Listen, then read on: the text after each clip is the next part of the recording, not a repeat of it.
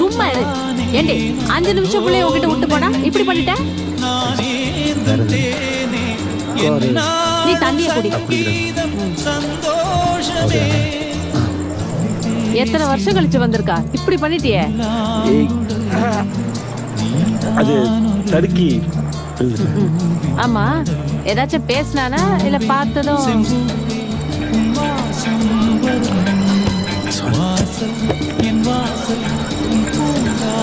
இதுக்குன்னு மெனக்கட்டு சிங்கப்பூர்ல இருந்து வந்திருக்கா. என்ன ஏதுன்னு விசாரிக்கலாம்ல. சின்ன பையன் மாதிரி. அவளுக்கு கல்யாணமாகி ஒரு பொன் குழந்தை இருக்கு. அத பத்தி கேட்டியா? சரியான இவன்டா.